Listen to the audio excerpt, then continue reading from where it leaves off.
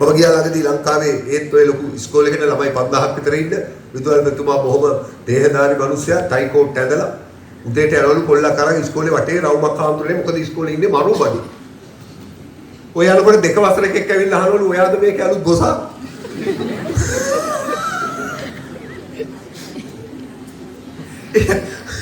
එහෙම ගානක් නෑ හාමුදුරනේ පොඩි අයට නෑ. ඈ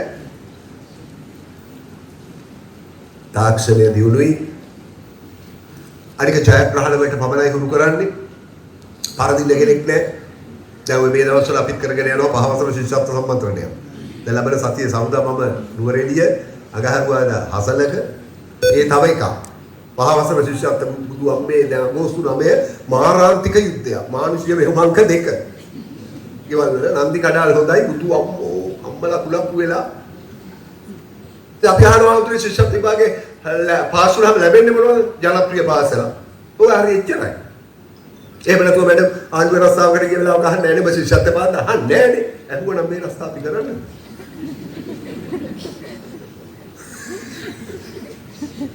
ඊට මේ විවාහයක් වෙන්න ගිය වෙලාවක අහන්නේ නැහැ නේ බස් ශිෂ්‍යත්ව පාස් අහුවනම් මේ කරුණ එකක වැටෙන්නේ. හැබැයි ළමයි පාස් වෙන්න ඕනේ. ළමයි පාස් වෙන්න ඕනේ විශිෂ්ට ප්‍රතිඵල ගන්න. හැබැයි මා දැක්කෙම ශිෂ්‍යත්ව විභාගය සහ සියලු විභාග සමත් වෙලා ජීවිතය අසමත් වෙච්ච අය. සියලු විභාග සමත් හාමුදුරනේ ජීවිතය අසමත්.